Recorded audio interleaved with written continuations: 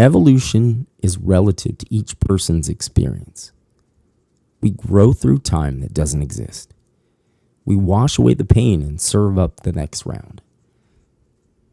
Costello felt the weight of the world rush towards the troposphere. His existence met the mark he set for himself. It was never any God's plan or scripted architecture. Of course, nobody ever truly knows whether we're in a simulation or some sort of giant ant farm, but Costello knew he was in the driver's seat. The grounding he experienced throughout this tour settled in as the final puzzle piece came down and fit perfectly. Understanding we are molds of our environment, unless we rise above it and get a bird's eye view. Having a worldview was the key for Costello. Empathy, compassion, understanding, and most times just simply not knowing are what he finds help him be a better person. He found the first gathering of people in Maine and pulled up to them. Costello was never one for interruptions, but he felt this was a moment of bluster. He surveyed and found the first person who made eye contact with him. This lucky Downeaster would have the pleasure of being the first to meet the asshole from California who rode a bicycle across the entire country for no fucking reason. Having decided to not share his journey on social media suppressed this excitement, and it all came out. A crowd surrounded him and told him they'd heard of him on their social media. He couldn't figure out how, until a young teen explained people he met on the way were sharing online about him and telling friends to watch out for him along the way. He did something he never thought he'd ever do, and honestly, he felt this split emotion of gleeful validation and virtuous shame. A sense of celebrity washed over him.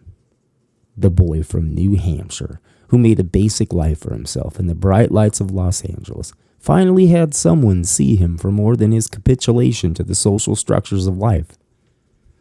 All his life, carrying water for grands, putting in extra hours to be light years better than his dad, and decades of wandering the ebbs and flows of his psyche, all to pull cash from an ATM knowing it was from an honest day's work. For fuck's sake, Costello has an absolute booty of cryptocurrency he could give a shit about, because for him, it's really just a windfall he lucked out on from his grandfather's generosity. Without ever telling even himself, he spent his entire life searching for a way to leave just one person inspired because of something he did out of driven thoughtfulness. It all sadly dissolved within minutes as the crowd went back to showing each other videos on their devices. He quickly grabbed someone and asked if they were a Maine native to find somewhere to eat and drink proper. He received a unanimous decision to go to Fox's Lobster House. He made a quick pit stop at the hotel for a shower and to offload his trailer and gear. The front desk met him with more of that Maine hospitality and upgraded his room. It was lost on him how early he was, because even after watching his little group of fans fizzle out, he was still on a bit of a high. The hotel was fantastic. They still used traditional keys for the rooms and let Costello know there would be a hospitality later in the evening with complimentary wine and hors d'oeuvres. This couldn't have been more perfect. For Costello, he would have typically preferred a concierge hand over all the best places in town to drink all the drinks. But this vintage hotel hospitality seemed optimal. He looked forward to coming back more than ever. Costello threw his cycling shoes away. He took a good long look at them and decided he wanted no memorabilia from this trek that would remind him of the pain his feet suffered over the last month. He dressed everything down on his bike and fitted himself for casual cycling. The ride to Fox's would be the first non-sanctioned trip in some time. He slung a pack with his wallet and this old room key and checked his fit for his first outing post-American Tour Costello 2024. Everything was profoundly stimulating, almost as though his daily dose of mushrooms found a way to relax and enjoy the celebration as well. The cold air smelled mysterious and blanketed with salt. The sound of the wind could have lifted his bike off the ground and carried him to Fox's. He pedaled up to the small peninsula where foxes sat at the edge of Maine, protruding out into the Atlantic. The sound of the ocean was mesmerizing. He couldn't remember if he'd ever been to the ocean as a kid living on the East Coast. Maybe he was just so accustomed to the West Coast beaches. His memory of these cold shores was smothered somewhere in his hippocampus. All these senses going wild, and suddenly it hit him. He hadn't heard back from Avery. He turned his phone back on shortly after pedaling into Maine, and with all the excitement, he forgot about his call to her. He activated his earpiece and asked for any calls or messages. There were none. He fiddled with his phone and checked to see if he was on airplane mode or any other option that had him silenced. Everything was set normally, and if he'd received any calls, he would have had them. Strangely, he noticed he had his mom's text thread set to silent. He hadn't done that, so he corrected that error and then also noticed she had messaged him. Her flight was good, landed on time, and she was settled in with Blaine. She mentioned how much Blaine enjoyed his company and made sure he was well aware. Just as he packed his phone away and started to pedal off, Avery texted him.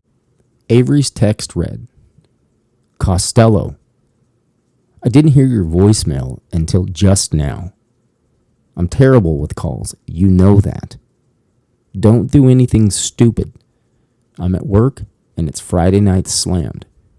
I get a break in an hour. I will call you in 1 hour. 1 hour. XO." Why would I do anything stupid, he thought. He's hungry and wants a drink. The only stupid thing he could do right now is not order the lobster. He got back upright and hustled down to Fox's. He's got an hour to enjoy himself before she calls. Costello found a spot out front to park the Mosaic. He didn't figure anyone here would steal it, but honestly, if they want it, they can have it, he thought. The hostess greeted him and asked if anyone would be joining him. He paused for a second and finally began to bother him that Avery didn't make it to be with him. He proudly, yet sadly, said he would be dining alone and asked if there were any bar-top seats available. She escorted him over to a beautiful area where the ocean was on full display. A man sat there, just giving full-blown local vibes. He also sat alone. Costello looked at the man, hands full of butter, and waggishly said he would be looking to him for advice with the menu. The man didn't appear like an old grizzled fisherman from a Hemingway novel, but when he spoke, a voice and demeanor came out that certainly embodied that image. He told Costello if he says he's a vegan, he would escort him out personally. Costello belly laughed and said in no world would he have cycled 3,000 miles not to eat lobster from Fox's in York Beach, Maine. The man peered up at Costello with a look of fascination and told him to sit down and he would buy him his first beer. Costello picked up on the direction and did just that. Moments later, a server came over with a tall beer and winked at the man. So was it never being satisfied with the distance of a ride that brought you all the way to Maine, or just the need to test yourself? The man asked while picking at lobster shells. When I made the decision to do this, I thought it was a test or some need for personal validation, but the trip wound up showing me the truth, Costello replied. And the truth was? The man asked. Truth is, I still don't know why I did it. Feels like I dove off a cliff without checking the water or ran into a fire not knowing if anyone was even inside, Costello said. What's your name, if I might ask? Costello asked in between slugs of a very delicious beer. Butler. Butler Gaines, he replied. Nice to meet you, Butler. Thank you for the beer, Costello said. You're very welcome, Butler said with a confident pause. I cycled a tour in 2002. Still don't know what finally motivated me. I mean, we all feel like we know. We figure out what we're good at and then we showcase ourselves. My old man cycled it in 1983 and held it over my head for years. When I finished, it didn't change a thing between me and him. People sure appreciate the effort, though. Butler leaned back into his chair. Well, I certainly appreciate the effort. The Tour de France ain't nothing to ho-hum about. Shit, just finishing alive is an achievement. Costello started looking at the menu. I finished with a broken collarbone and severed bicep, Butler said as he laughed with a bit of arrogance. Another server came over to Costello and dropped off a plate. He stammered for a second, and the server made it abundantly clear his meal had been selected and served. The moment Costello opened his mouth, the server put her right index out and pressed it against his lips. She quietly laughed and held an air of bravado as though she knew exactly what he didn't. The plate was everything he envisioned. A surreptitious peek over at Butler reminded him this was the help with the menu he was joking about when he arrived. Butler managed a look of confirmation while working his way through a second plate since Costello got there. As the server walked away, Costello said, "Thank you for the recommendation," while he situated himself and nodded at Butler. Butler told Costello if he wanted to choose his own order, he could do it after devoting his attention to the plate. He then reminded Costello nobody goes to In-N-Out and orders a fried chicken sandwich. 2 more beers came out with servers who seemed to switch off with every expedition to their tables. Butler winked at Costello and asked his name. Costello went into the rehearsed story about Grands and how he became Costello. Butler told him he didn't need a summation on the name. He just wanted to know. Costello looked right at Butler and asked if it was a good time for him to relax and enjoy the meal. Butler told him it was entirely up to him. The last thing he wanted was life coaching, but it appeared that's what he's going to get. He really just wanted a nice quiet meal and several drinks. Who would have ever thought he would pedal across the nation and park his ass next to a fellow cyclist at dinner? He supposed it was bound to happen. It was just rather poignant to be happening at this meal. Then Costello remembered odds are always quietly in your favor.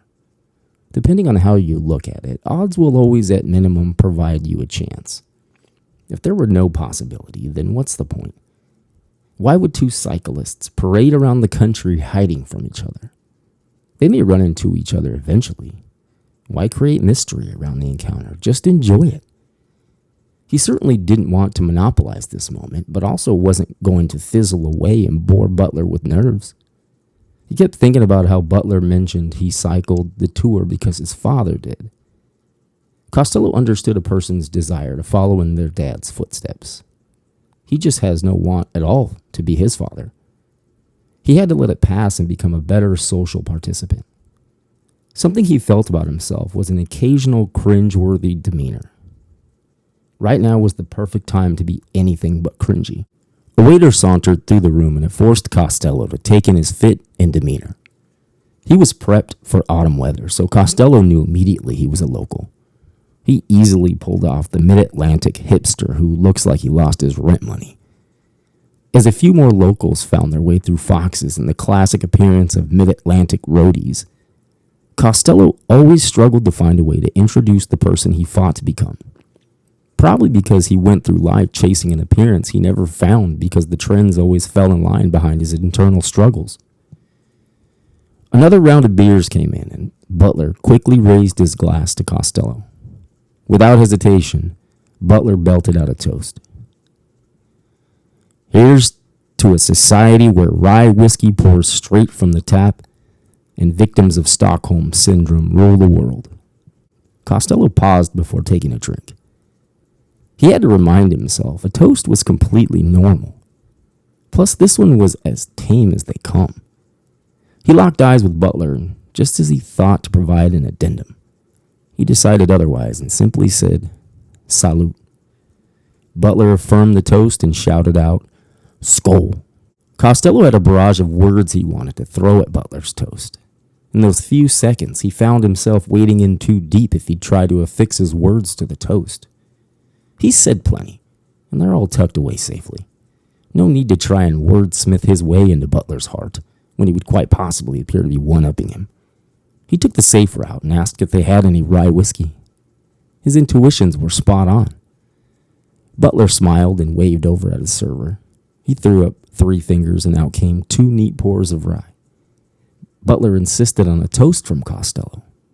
Without hesitation, he pulled one out he knew would suit Butler perfectly. Here's to dreams of crippled soldiers, crossing the bridge to Valhalla before the Firebird catches their scent. Butler's chin came up and his chest out. These pours were for sipping, but that one inspired him to slug the whole pour down. He insisted on another. Costello looked at the time and realized Avery's call would be coming in any minute. He asked Butler to excuse him for a few minutes and ran over to a server to ensure the rye would be charged to his bill. The server looked sideways at him and told him he had no bill. His phone began to ring and he said he'd figure it out after the call. The seasoned server smirked and under his breath said, "There'll be nothing to figure out, handsome." Costello answered just as he stepped outside. The wind was howling and mist was cutting through the air. He tucked behind a wall and Avery was a bit impatient. "I only have a minute, so all ears, my guy. I've got news. Like knock your fucking socks off news and you're gonna love me," she said with insane happiness while Costello tried to get a word in edgewise. "Well, I couldn't wait to tell you about tonight, but you sure seem anxious. What's this news?"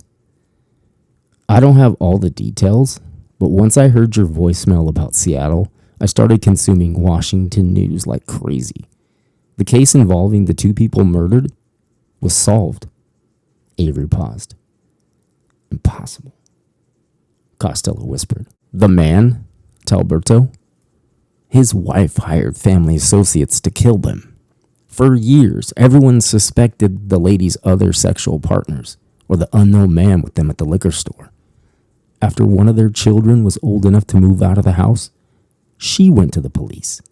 Apparently, she overheard the entire plan as a child and was terrified to tell anyone. Everything's over. You're not in trouble. I'm not sure how involved you thought you were, but it's over. Now come home," Avery pled. Costello felt again like someone flipped the switch on gravity. He began crying, and every emotion crushed him like a 20-foot wave on the North Shore. Then it was a moment of weightlessness and relief.